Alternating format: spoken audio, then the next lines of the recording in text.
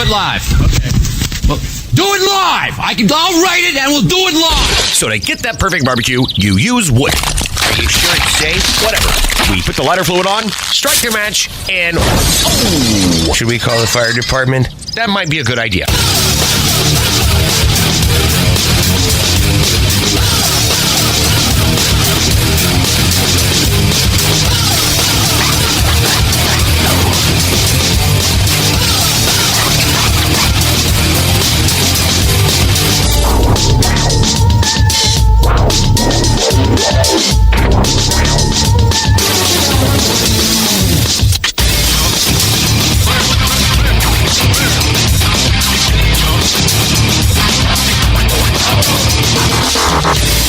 Hey, good evening, and welcome to the really big Barbecue Central show. This is the show that talks about all things that are important to the world of barbecue and grilling. The show originating from the Rock and Roll Hall of Fame city, Bomb City, USA, Cleveland, Ohio, the barbecue capital of the North Coast.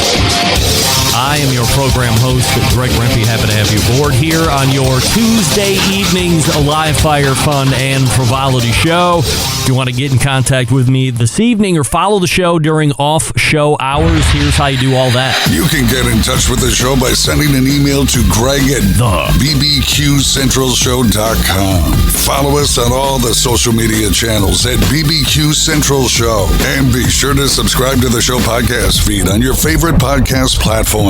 Anything else you want to find out about the show can be found at the main website, thebbqcentralshow.com. And here's what's happening in case you can get the newsletter coming up in about 12 minutes from now. He is a semi-frequent guest here on this show over the last couple of years, especially when our first Tuesday of the month regular guest is out of pocket. He is the pitmaster of Swine Life Barbecue, the creator of the same named YouTube channel, and much more. It is Mark Williams joining the show. So we have plenty to talk about with Mark topic-wise. We're going to be re-delving into the long hold or the long low hold of briskets that we delved into a little bit with Malcolm last month, but there was a lot of reaction from the crowd going, I need to know more about that. What kind of oven do I need? What real temperature should I be holding at? Do I need to put a water pan in my oven? Lots and lots of additional questions sparked up over that conversation last month. And since Mark was on Malcolm's podcast when they originally talked about it, or at least when I originally heard about it, figured why not talk about it with Mark, since that's a topic he's well versed on. We'll also talk about some competition stuff. Mark is a participator in Memphis in May, so we'll get his hot take on where that's sitting right now and a bunch of other stuff as well. So Mark Williams rolling and leading off the show here, coming up here shortly. And then after Mark, we will keep it down in the Mississippi, Memphis area as we welcome back, believe it or not, Melissa Cookston to the show. I think it's been a 4-year layoff since last we had Melissa Cookston on, the winningest woman in barbecue, the pitmaster of Yazoo's Delta Q, owner of Barbecue Supply Store, owner of multiple restaurants. You know the resume. Barbecue Hall of Famer. I believe Barbecue Central Show's guest Hall of Famer as well. And we'll play a little catch-up. She's got a event coming up here, the World Junior Barbecue League World Championships. That's coming up at the end of the month. We're going to be talking about that, how that whole thing got started, why she's championing that. We'll talk a little business. We'll talk a little TV. We will also talk a little Memphis in May with her, since she's taken part in that ever since I've known her, and she's won it a couple different times as well. As far as the overall grand championship, won hog a number of times. We all know Melissa. So that'll bring a wrap to the first hour, and then we'll go to the second hour. And joining me in the leadoff segment, the co-creator of Fireboard Labs and Fireboard the Product, Ted Conrad, will rejoin us. Ted was up at the American Royal this past weekend, if you didn't know that. The Invitational and Open took place over this past weekend out there at the Kansas Speedway. Ted had a booth out there. I believe it was shared with Burnt Finger Barbecue. They had like a together booth. So we'll talk about his takeaways from the 2023 World Championship of the American Hall of Fame there at the American Royal. Of course, the Barbecue Hall of Fame ceremonies took place where the inductees and legacy members were not the inductees per se. I mean, they were all inductees, right? So the living inductees, you had the legacy inductees as well. And then the Impact Award going to Ray Basso over the Barbecue Forum. So we'll see if he got around any of that, get his takeaway from a business perspective, because he's there as fireboard. Like, why is he not cooking competitively there? I know that. So is he trying to snag some dealers along the way? We'll talk to Ted about all that. Plus, there's a new product that we need to talk about, so we'll give a mention to that as well. And we'll be closing the show with our pal, who is new to the show last year, but really producing some top-notch YouTube content, not in a frequency standpoint, but when he has a topic and he's ready to talk, boy, does he dive into it and put all the science to it.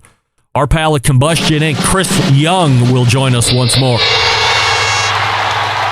We're going to cover a topic tonight that's going to blow your mind. You've seen it all over the place. Foodies are doing it. Trained chefs have been doing it for decades and decades, if not longer than that. When they're finishing a steak in a cast iron pan, they throw globs of butter in there, and then they're basting, all that nonsense. We'll talk to Chris, who put it through the paces recently and has information that might just shake the very foundations of how you think about a steak needs to be finished, or how a steak needs to be finished in a cast iron pan. There's some other ancillary or shoot-off topics that we're going to be touching on that are strictly related to the butter, but will become their own experiments, as well as Chris and I were doing a sound check. So very excited to get together with him and close out the show in that fashion. Mark Williams, Melissa Cookston, first hour. Ted Conrad, Chris Young, second hour. Don't forget you can follow me socially, Instagram, X, TikTok, Snapchat, all at BBQ Central Show. We say good evening to those of you watching tonight through one of the video streaming platforms. You can go to Facebook or Twitch /BBQ Central Show. You can also watch on Facebook, or I'm sorry, on YouTube, which is youtube.com/@BBQ Central Show. And we do have a YouTube poll question of the week, piggybacking off of one of the 100% assurity questions from last week that we asked the embedded correspondent and in-studio guest Jason Baker. I'm asking everybody this here this evening.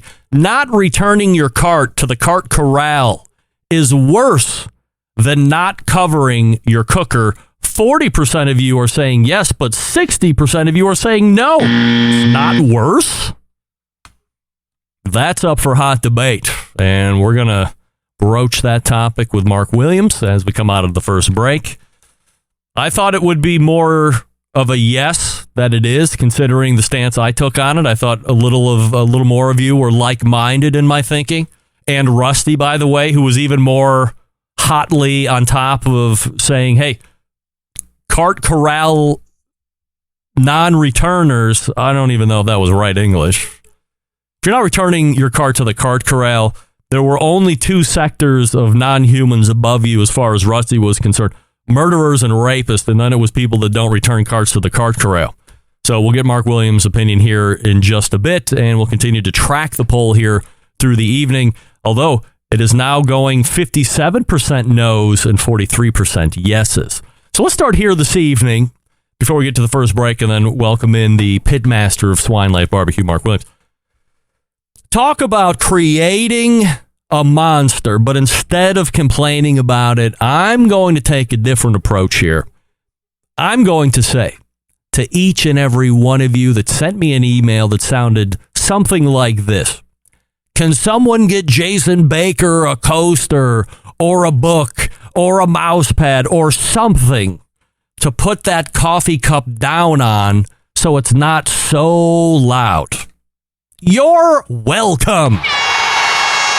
Yes, my audio snobs, thank you for validating what I have worked so hard to do, these many years, dare I say decades, which is create a generation of audio consumers who can not only discern good versus bad audio, that's hard enough, but feel comfortable enough in their own snobness to then reach out to the content creators of those shows and really let them have it. Bravo to you, Centralites. You have finally cemented yourselves into a group of audio aficionados, which not only expect good audio, you are now demanding it directly from the content creators you give your time to listen to. Why should you have to suffer through an average or usually below average audio experience anymore? It's too easy in this day and age to not have sound that is anything less than studio quality audio going through your ear holes. It's unacceptable. Thank you, Centralites. Thank you for not only hearing my message, but thank you for taking this to the next level and demanding audio that is studio quality. And if that has to be pointed out to me because Jason's coffee cup hit the desk that I've already made adjustments for the next guest, who there were probably no other guests ever. But I have already made adjustments because I know you demand superior audio, withstanding no excuses. Forget it. I hear you. All right, we got Mark Williams coming up. Are you tired? Let me ask you another question. Are you tired of settling for mediocre grilling experiences? Yes. It's time to step up your game. Bring the ultimate flavor and cooker to the backyard barbecues. Pits and Spits charcoal grills, offering the highest quality live fire cooking experience you can get in the market today. Using either wood or charcoal, their solid fuel grills produce those classic flavors you're looking for when you have the time to fire up the grill and cook for family and friends. With a large adjustable fuel tray, you can raise and lower the fire to control that fine-tuned heat. What? You can raise and lower the fire to control and fine-tune the heat. That's right. Their take on the very popular Santa Maria-style grills that you're seeing out there. Check them out, pitsandspits.com/BBQ Central. And when you're spelling out Pits and Spits, it's the double T on the Pits and the Spits /BBQ Central, and use promo code Charcoal Central, all one word, Charcoal Central, for $150 off any charcoal grill on the website. What have we learned? Pits and Spits grills are phenomenal. You might cry as you shuck out initially, but generations will thank you. You'll be the live fire hero for great-grandkids and great-great-grandkids. And your offspring will be fist-fighting on who gets the Pits and Spits charcoal grill when you're dead. Oh, by the way, that's happening too. We're all going to die. But before we do that, save $150 off when you use promo code Charcoal Central at checkout when you're buying any charcoal grill at pitsandspits.com/BBQ Central. Once again, that's pitsandspits.com/BBQ Central. We're back with Mark Williams right after this. Stick around. We'll be right back. You're listening to the Barbecue Central Show.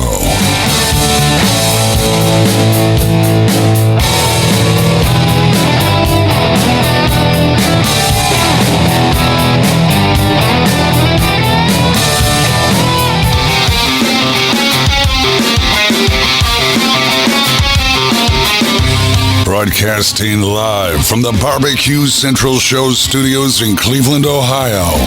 You're listening to the Barbecue Central Show. Once again, here's your host, Greg Rempe. All right, welcome back to this portion of the show being brought to you by cookinpellets.com, your number one source for quality wood pellets for all your pellet-driven cookers. You visit cookinpellets.com and find out about all of their products. And then when you're ready to purchase, especially pellets, go to Lowe's.com or Amazon.com or Walmart.com. Same great selection, even better shipping rates than you can get on cookinpellets.com. And Chris Becker tells me to say that. Not some scam or weirdo deal. All on the level, cookinpellets.com, and then buy from Amazon.com, Lowe's.com, or Walmart.com. My first guest tonight, an award-winning championship pitmaster, an aspiring YouTube star, and might be one of the very few I eat milk cows and like it guys out there today. We welcome back our friends, Mark Williams. All right, Mark, so we have a YouTube poll question of the week that we're asking all guests and all watchers of the show through YouTube and Facebook if they're looking at it, which is this: not returning your cart to the cart corral is worse than not covering your grills and cookers, yes or no? Man, I can go ahead and tell you, if you're not returning your card, you're not covering your pit up either. So, or maybe not even brushing your teeth. So. Yes, I mean, come on. You are a terrible human being by all accounts. I didn't even think about that, Mark. But if you had to discern who's worse, is not cover the grill guy worse, or is not returning the cart to the cart corral guy worse? I must say not returning the card. Yes, of course. I got to go with that. Of course, but 62% of YouTube watchers and voters are saying no. They don't think it's worse than not covering your grill. But I wholeheartedly disagree. I'm solely in the Mark Williams camp on this. But somehow we will move on with this conversation. So first of all, always happy to have you stop by the show and lend your live fire takes here. So appreciate you making time. I'm not here to beat a dead milk cow. But, Mark, you were supposed to be having a line on milk cows for like a year now. I mean, what's a gal got to do to get some milk cow meat in his hands? So, if it was in my backyard, I could get them to you. But I have to go to Indiana to get them, and it's been hectic. So, 100% my fault. I will get you a milk cow ribeye at some point or another. What's made it even worse is that last time Jess Pryles was on, so we're going about 3 months from now, she was traveling around. Maybe she was in New Zealand or maybe it was Australia, her hometown. And she made special mention, unprovoked, of having a milk cow and went on to explain that it had a very dynamic taste, not in a bad way, was smaller, like you've mentioned. And I said, geez, I only know one other person on the whole face of the earth that's had milk cows and really touted them.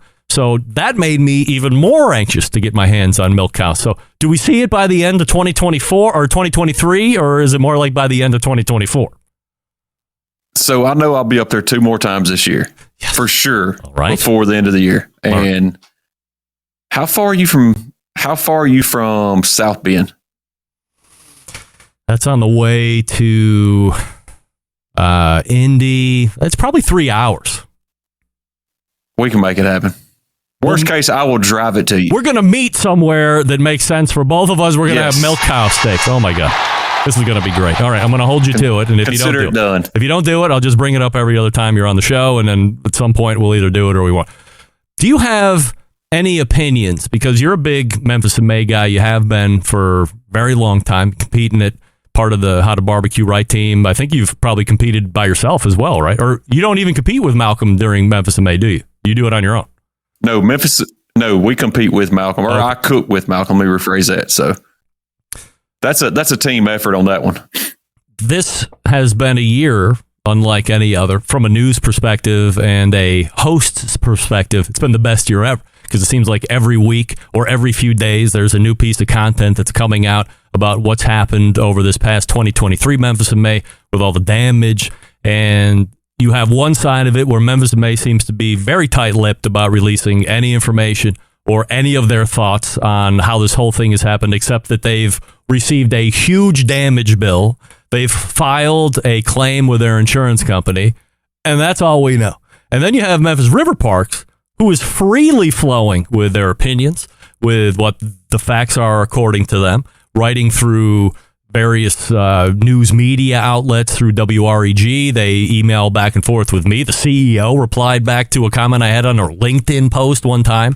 So they're freely exchanging opinions there. As someone who takes part in it, especially this one this past year, was it as bad as it's being made out to be, especially for the folks that weren't there, number one? And then number two, it's not going back to Tom Lee Park. That's been voted on by all the different competition cooks through a vote that took place, I think it was late last week, and the results were back Friday. So it's going to Liberty Park. We'll get to that here in a second, but what did you think as you were leaving? Did it seem decimated? No, not even close. I mean, yeah, it was muddy, but it's grass. Like, come on now. Like, fix the grass. Don't worry about it. They talked about all the landscape being tore up. It was all fenced off and marked off anyway. You couldn't get to it. And it's a crock, man. What about the amount of cement? $500,000 in cement. I think there was $300,000 or $400,000 in asphalt, $80,000 in irrigation systems, and the list goes on. It sounds like they half-assed done it to begin with. I mean, plain and simple, if concrete can't hold up to a barbecue trailer, then you need to find another concrete guy. Going to Liberty, I think it was Liberty Park, was the place that was voted on. 77% of cooks said that that's where they wanted to go. So excuse my ignorance here, but is this one and the same as Tiger Lane or Tiger Alley or whatever they call it? Yeah, it's Tiger Lane. Tiger Lane. And I'm not looking forward to that either, because it was horrendous last time I was there, but I don't know what people love about that place other than you got to avoid bullets and gunshots. But other than that, I mean, I guess if you want to cook barbecue there, go for it. So in your estimation, this is not necessarily the most savory part of town from a safety standpoint. No, not even close. Which, I mean, really, it's bad to say, but Memphis itself has just gotten it's gotten so bad here lately. I try to stay out of Memphis as much as I can, and it's not my cup of tea. So I don't look forward to it being at Tiger Lane. We'll go up there and do what we got to do, but it's not going to be the same as being on the river. And there's so many other venues I feel like that are way better. So I don't really look forward to it. I was trying to remember some of the other options. There didn't seem to be a host of other options, maybe 3, maybe 4 that I think it was, were voting on. Yeah, I think it was the Agri Center. Not sure really why that wasn't kind of considered more, but just because of the location wise. Then the other was the old Memphis Motorsports Park, which logistically I could see where that would take a lot to make that happen. Tiger Lane is set up for it. It's just the location is terrible because there's really nowhere to stay. There's not really that many restaurants close by, so you're going to have to stay miles away. And it's not the same. The river is what makes Memphis a May, and I'll stand by that. We'll see what happens. I'm very excited to see how this whole thing turns out. I would like to dig a little bit further into this thing that Malcolm and I talked about last month, which was a topic that I got from listening to his podcast, which you were a part of at that point. And I'm calling it the long holding of brisket. So I've heard you get the brisket off, hold it for an hour at least, hold it for 4 hours at least. This one was quite a departure. Hold it for 12 hours or 16 hours. 24. 24 at 150 degree oven or 160 degree oven. So where were you hearing about this first, or is this something that you just normally practiced? And then how can we implement it into our own brisket cooks at home to give it a try? Well, a lot of it goes back to the Texas style restaurants. They're cooking, to my best of my knowledge, they're cooking, the briskets today for tomorrow. So they're cooking them during the day, throwing them in a proofing oven, setting at whatever temp they desire, 140, 150, and holding them at least 12 hours. And, as long as you're above that 140, which me personally, I would like to be around 160, you're safe. But I've done it. I've done it up to about 18 hours, probably the longest I've ever held one. I've held one in a sous vide much longer, but it changes the brisket game, man. It's all that fat renders, and it's one of the most, I guess, savory, just melt in your mouth briskets I believe you could have. So you've just brought up a whole new topic that I didn't think we were going to get into, and I'm going to try and remember and circle back to that, which was the sous vide brisket. We've talked about sous vide a couple different times with various sous vide experts, but this might be a little different spin on that. So when you're taking it off, does it have to be in butcher paper? Does it have to be in foil? Does it not matter? It's just got to get into that oven around 160 degrees and then just let it go to sleep for 12 or 24 hours? So as long as you don't have a heavy airflow or like a strong convection, so if you're using your oven at home, I would say I would want to tin it at least if the convection fan is on, because you don't want to dry it out. If it's just a proofing oven designed for that, I've held them, just open in a pan. I've held them in butcher paper. I've held them in foil. It really doesn't matter because you're just creating a moist environment. Those proofing ovens that I've used before actually have a steam water tray in the bottom that you fill it up with water, set it to 150, and you walk away. And it gives it all the time in the world for everything just to calm down.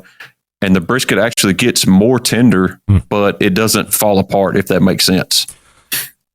So when you get it off the cooker, get it into the oven, these proofing ovens that you're talking about, at least the ones that I've seen, I have a couple buddies that own barbecue restaurants here locally, Cleveland, that are actually very good.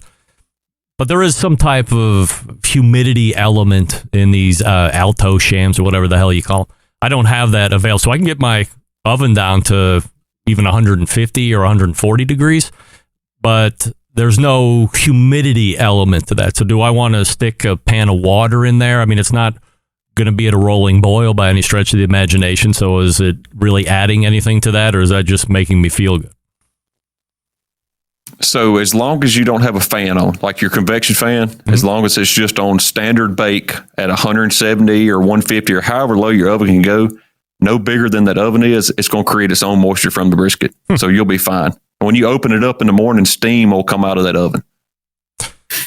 Have you found a sweet spot in regards to both hold time and when you feel that brisket has been the best at these extended hold testings?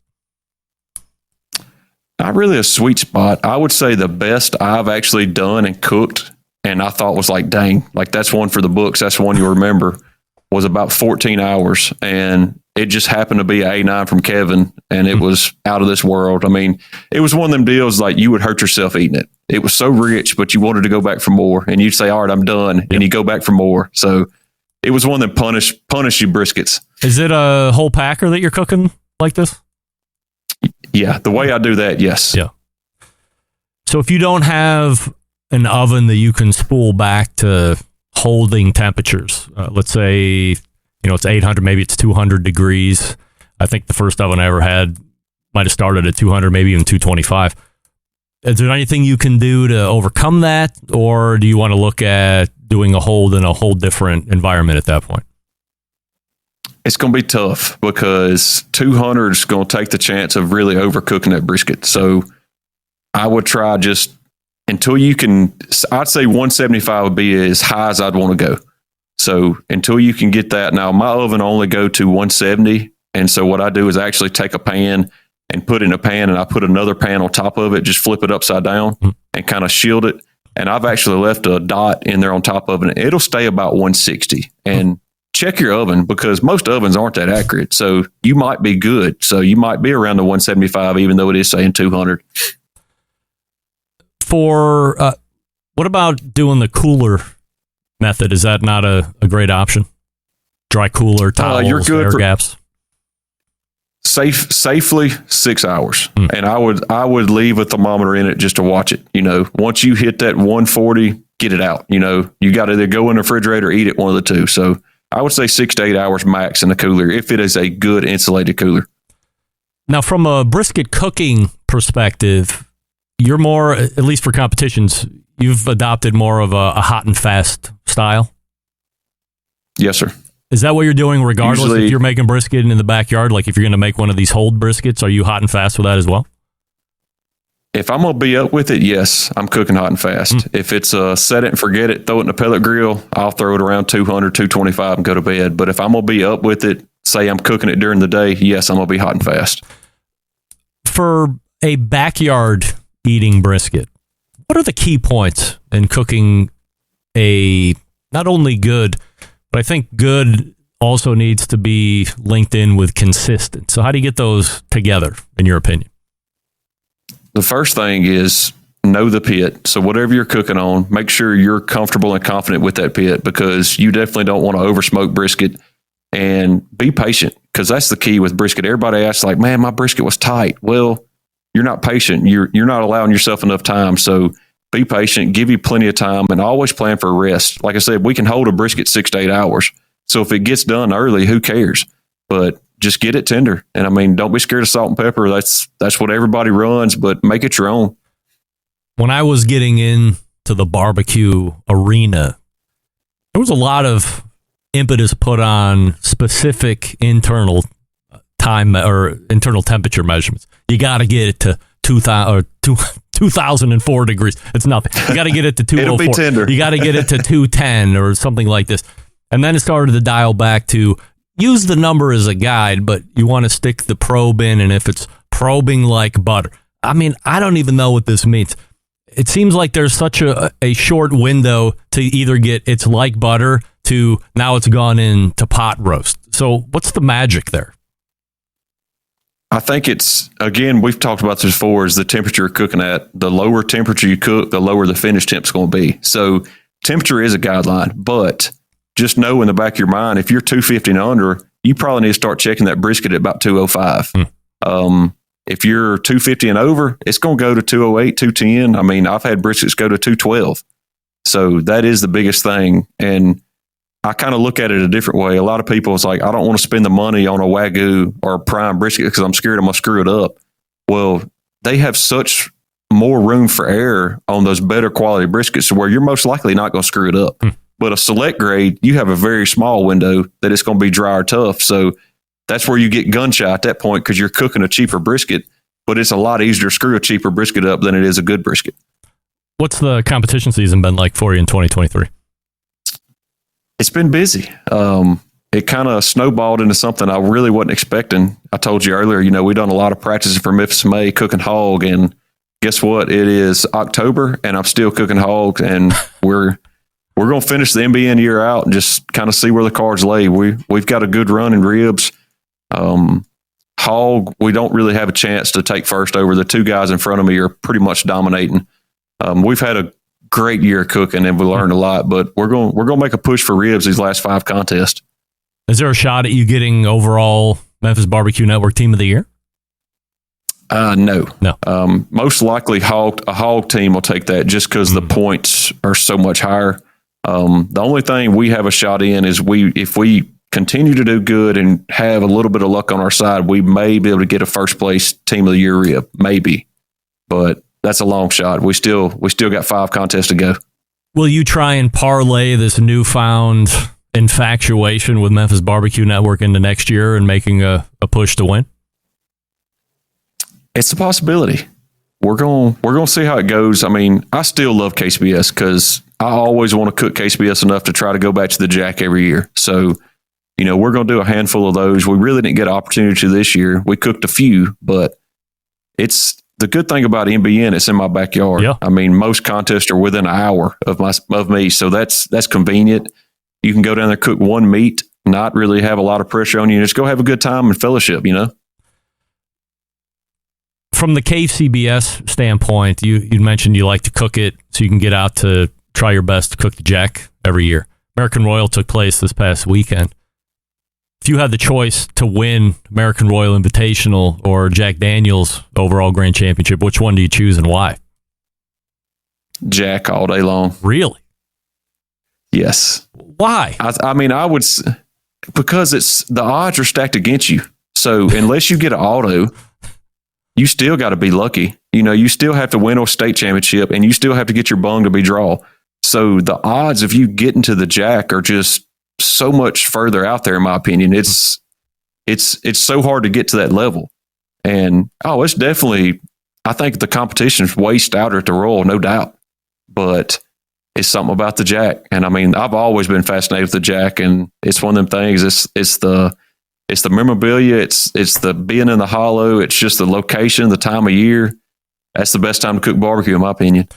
Mark Williams is the pitmaster of Swine Life Barbecue, the website, so you can pick up some of his swag and some of his rubs, swinelifebbq.com. Mark, always appreciate the time. Thanks for coming in tonight. Yes, sir. Appreciate it, Greg. Have a good one. It's Mark Williams right there. Friend of the show, always doing a great job when Malcolm is not available to come in. So a lot of good brisket tips there, and we'll wish him good luck as he chases down MBN Rib Team, or first in the ribs. So we wish him good luck. Melissa Cookston is ready to go. Get to her in just 1 second. Before we do that, what do we love about ceramic cookers? We love that they are fuel efficient. Yes, we love that they can achieve low and slow temperatures for traditional barbecue meats. We also love that they can get very hot for the temperature, for the traditional temperature, high heat temperatures, grilling steaks and other things. But what's missing in the everyday ceramic cooker lineup? The real ability to do true two-zone cooking. Two-zone cooking is very important to both professional backyard cooks alike. It's the best way to manage a fire and cook with confidence. However, getting a two-zone fire in a round ceramic cooker is not very realistic. Why? Because it's round. And a Primo grill in the game-changing oval design, the shape gives you the ability to execute a two-zone setup that you desire. It also gives you the other ceramic grill benefits as well. 60 different ways to cook on this thing. All the accessories that you want, but only sold through dealers. So find one near you. Go to the website, primogrill.com. That's primogrill.com.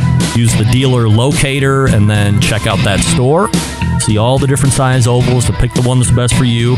Don't forget to outfit yourself with all those accessories that they probably have, and away you go.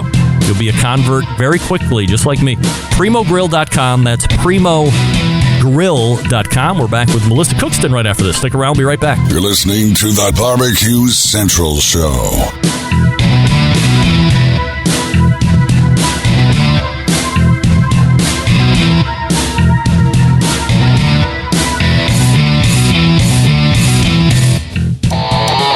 Stern, Jim Rome, Dan Patrick, and Greg Rempe.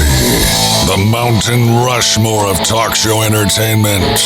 Now, let's get back to the Barbecue Central Show. I want to thank Mark Williams for joining us last segment. This portion of the show being brought to you by Fireboard. Monitor up to 6 different temperatures simultaneously. Connect to Wi-Fi for cloud-based monitoring. If you have Alexa or the Google Assistant in your home, Fireboard fully integrated with both. Find out more by visiting fireboard.com or call 816-945-2232. And we'll talk to Ted Conrad in just under an hour from now. My next guest, known as the winningest woman in barbecue, written books, starred in numerous television shows, owns restaurants, also has a barbecue supply store, and after Memphis in May this year, has called it a competition career and officially retired. I'm excited to welcome back friend of the show, Melissa Cookston. So we got plenty to talk about, Melissa, but before we do any of that, we have a YouTube poll question of the week that we're asking all guests and everybody watching, which is this.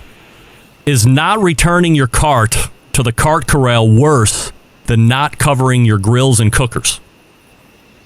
It's all just real bad. Yes, of course. This is terrible. Mark Williams and I were just discussing if you're not returning carts to the cart corral, there's a really good chance you're probably not covering your grills as well. It's a mark of a terrible human. Yeah, I think I'm probably better at returning my carts to the corral than I am covering my grills. Yes, I mean, that's why you're a wonderful human.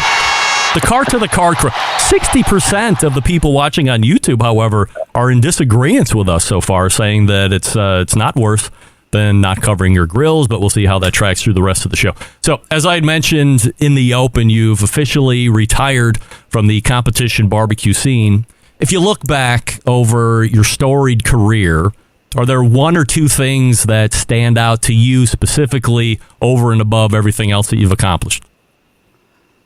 The Hall of Fame induction was I'm not a crier, and I teared up during that. So that's one. And then winning Memphis in May is always like the first time. So both of those things were pretty epic for me. Is Pete retired from competition barbecue as well? That's a good question. Yeah. You'll have to ask him that. Yeah. I don't know how many people know that, prior to your dominance, Pete was cooking competition barbecue prior to you getting on board. And then you created a whole bunch of great success, won a whole bunch of world titles and all this other stuff. So hearing you retiring is one thing, but wondering if Pete is retiring could be a whole different thing altogether. Yeah, he and my daughter, they asked me consistently, "Are you sure? Are you sure?" I'm like, I'm damn sure. Yeah, I'm sure. Were you at the Royal this past weekend? I was not. I had a conflict, so this is the first time I haven't been in a few years. Would you show up just to hang out and see people, or will you just stay away? That's all I do. Yeah. I cooked it twice. It's hard for me to go to competitions and not turn boxes in. Yeah. But it's a huge family reunion. It is one of the best events that I've ever been to. It's fantastic. So we talked about Memphis in May being the last of the competitions, and obviously this year was a little weird. I was asking Mark Williams about what he thought. Just from your perspective, as you were leaving there this year, was the damage as extensive as you read in these damage reports and then subsequent invoices to Memphis in May, in your opinion? Not in my opinion, no. And I mean, how much do weeds and wildflowers cost? I mean, Weeds cost zero for me to plant in my front yard. I can tell you that. I don't know. So Tom Lee Park is out. Well, we've seen that. I've gotten some emails from some of the other barbecue cooks that were being corresponded with through the Memphis in May folks, and they were voting on a new place to go. Tiger Lane or Tiger Alley is the new place. Is that acceptable, or do you think this is a temporary home while they try and find whatever the new forever home is going to be for Memphis in May? And does it need to be in Memphis, or can the competition move somewhere else and still be Memphis in May? You know, I know that attendance was down both years that they had it at Tiger Lane in 2011 and then more recently. So I think that, that is a huge concern. People obviously don't want to go to Tiger Lane to visit or partake of the barbecue competition. So I don't think that's a viable option long term. Mm-hmm. I think, Memphis has always tried to move things down to DeSoto County, where I live, down in Mississippi. I don't think that's been very successful. The Mid-South Fair, obviously has not done nearly as well as it did at Tiger Lane when it was over there. So, that was back in the 80s and 90s. I'm just not sure. I think that they're going to need to find a venue somewhere in Shelby County, whether that's out, toward Germantown and Cordova area. There's a nice Shelby Farms out there that might be a great option. But, it's not my circus and not my clowns anymore. That's right. And we'll continue to track that as it happens here. So let's switch gears a little bit. And during the pandemic, I found Barbecue Showdown on Netflix and watched season 1. Thought it was really good. There was a subsequent season 2 as well. How does this whole thing come to you? Are you actively seeking to get on television, or are you fielding a phone call saying, "Hey, Melissa, we'd love to pitch you an idea on a show"? I'm not comfortable being in front of a camera. So I don't seek opportunities like I should. I get fussed at a whole lot by a lot of people. I don't like crowds, for sure. I don't like standing up talking in front of people. I don't actively seek this. I would say zero. And I turn down probably 95% of the things that come my way just because it's not in my comfort zone. So is it just the whole publicness that isn't in the comfort zone, or is it also opportunity coupled with the fact that maybe it's not the most comfortable thing to you, makes it easier to turn down? I'm just not one of those people who seeks the limelight. I don't, I hate the haters, and they show up every time that you put yourself out there. And I think that they feel like that if you put yourself out there, that they, have the right to jump on and say whatever it is that they feel like they need to be heard about. And, for me, it's hard for me to put myself out there. So you decide to go with the show, and now we're in, you've done season 2. What do you like about these two shows or these 2 seasons versus any of the other television that you've done? How are they similar? How are they different? Well, obviously, there's people wanting to compete and cook good food. I think with the Barbecue Showdown, the thing that I like about it is there's no drama created. It's really just an evolution of a barbecue competition over 8 episodes. And casting does a fantastic job of getting our competitors. Our executive producer, Daniel Callan, is one of the best. He is so passionate about that show. And he's done some other great work. And, he really allows us to be who we are. He thinks about, what would Melissa do? Which, is important to me. So, there's not a big script, and the part that is scripted, he'll say, "Hey, do you want to change any of this? Does this look right?" Which for me is important because I want to make sure that I don't have somebody in New York or LA trying to sound like me. Do you get a lot of input on how the show's running or what the concept for the second season is going to be versus the first season? Yeah, I would say on the third season I've been asked a lot more, but I've always, he's just so cool. He's what do you think about this? And I always have an opinion, but he's just so easy to work with, and he takes what I say and uses it usually. So let's switch gears to business. You have this barbecue supply store. I'm wondering if I had a Barbecue Central barbecue sauce or some type of knick-knack, do I have the ability to reach out to a Melissa Cookston, or maybe you have a designated buyer that I can get into the store, or is there a different process for that? You're setting me up here, aren't you? Well, I have nothing to sell. I'm just wondering. I'm sure somebody else does. But there are 5 million other people that do that listen to your show. Yeah. I mean, we get stuff dropped off a lot. We get stuff in the mail a lot. And I get a lot of emails. And really, it kind of comes down to what will sell. It's not a grill, it can't sit there for 2 years. There's a shelf life on it. So, it has to move. So we have to work together in order to figure out a marketing plan in order to get it to move. And, I sell my rubs and sauces to other people. So I know what that's like and how difficult that can be in some markets. How are you able to determine, or is it just best guess and industry experience when you're bringing something and you think it's going to move, pretty well as you bring it in?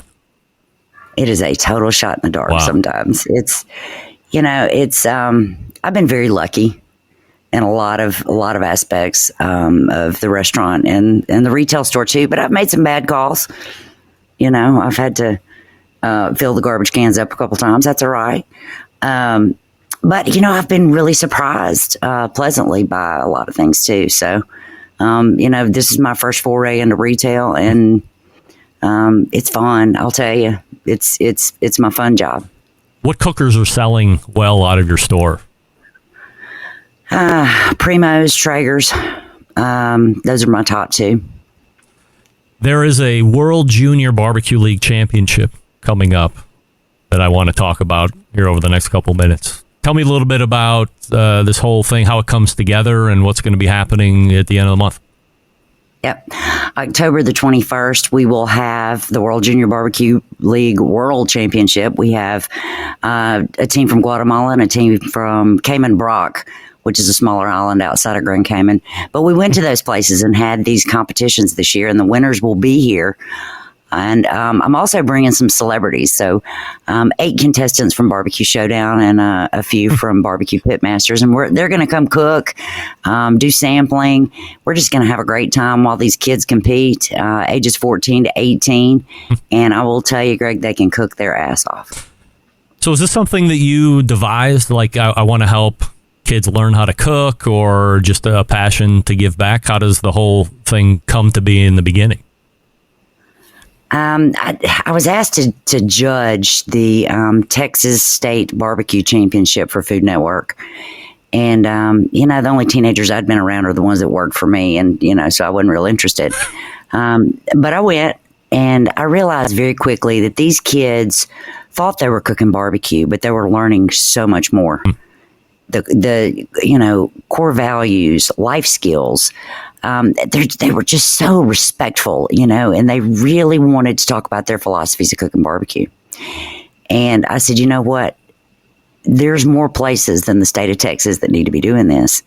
So I came home and started the foundation. Of course, then COVID hit. So we've had 3 years of the World Championship. It's a $25,000 purse for these kids. Wow. We have a couple minutes left. I am going to end on this question. I asked Mark the same thing. Maybe you heard the tail end of it. We had American Royal this past weekend. Jack Daniels is coming up here. To win one or the other, either the Invitational or the Jack Guaranteed, which one do you take and why? They're both invitationals. I think in order to, when you get there, you've done something. I'll take a win anytime I can get it. If there's 3 teams there, I don't care. I want to win.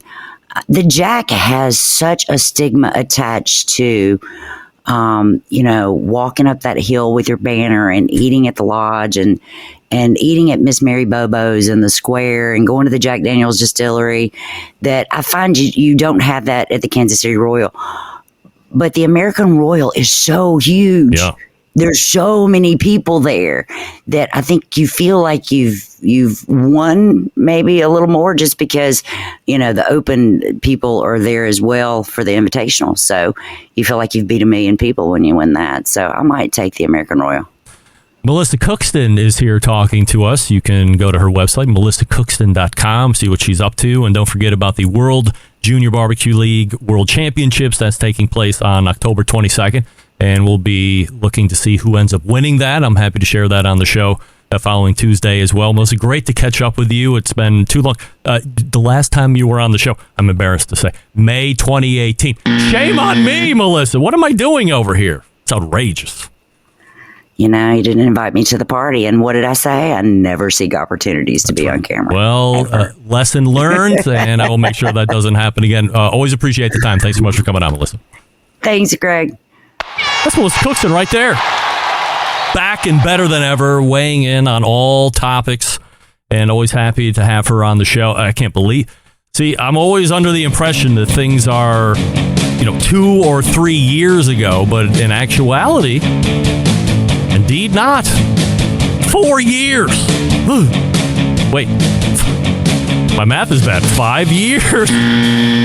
Here's a new poll question of the week. Am I really bad at math? Yes. May 2018. That's 5 years. I'm sorry. So, I will not let that happen again. Number 1. Number 2, great interview as always. I'm very interested to see what happens at that World Junior Barbecue League World Championship on October 21st.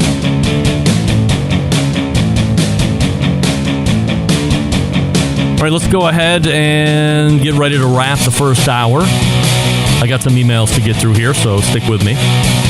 We'll be right back.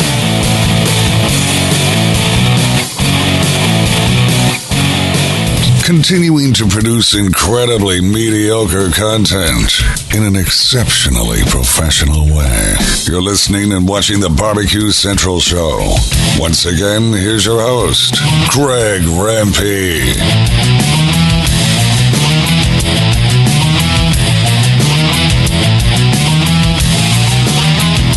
All right, we thank Melissa Cookston for joining us last segment. MelissaCookston.com, her website.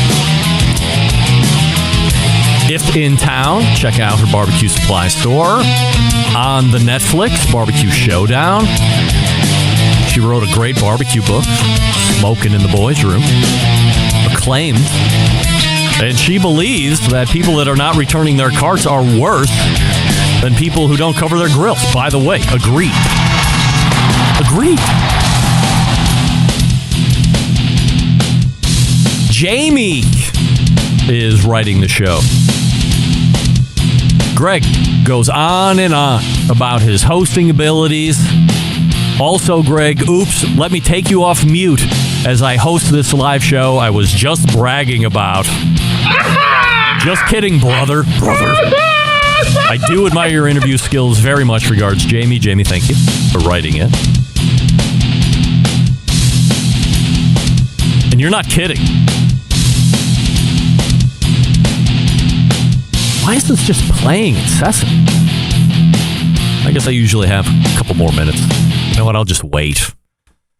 Dennis in Colorado is writing in. Greg, first of all, the background change is awesome on the video. It was great to see Jason Baker in your studio. I'm glad he stood up to the giant and came out on the other side stronger. I was happy that the segment got extended. What a great interview. Great correspondence segment. Loved it. Instead of Embers TV, I'd rather see Barbecue Central Show TV. Outstanding show. Regards, Dennis. Dennis, the embedded correspondent from Colorado. Officially unofficial, by the way. I don't know if we're going to be having Barbecue Central Show TV ever. I have reached out to Bradley Robinson from Chud's Barbecue. He's part of that Embers TV. Tried to get him on tonight, actually, but his significant other is celebrating a birthday, so he has a life, and he wasn't able to join us tonight. Also, I leveraged him to let Jeremy Yoder know, who's Mad Scientist Barbecue on the YouTubes and social media, that I'm looking for an interview. I think he was one of the main creators of Ember Television, if I'm not mistaken. I might be mistaken. And then, of course, Matt Groark is coming up here in the next week or so. So we'll be covering a lot of Embers TV, or at least by one person. I didn't get a return booking from Brad yet, but I imagine we'll see him before the end of the year. Nick in New York City is writing in. Greg, I am a new listener, about a year to the show. I have heard you mention rules of the show a few different times. Are those posted somewhere?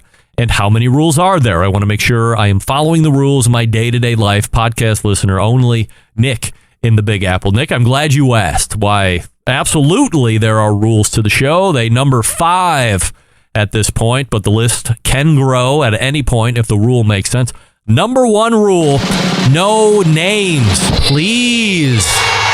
That means we're not calling anybody out by name. If we say rule number 1 applies in this case, that's what we mean. No names, please. We're not using anybody's name on this show. Number 2, don't get hooked. What does that mean? It means maybe you're having a back and forth. Maybe you don't realize it, but somebody who's interacting with you might be doing it in an antagonistic type way, trying to draw you into a fight. Don't get hooked.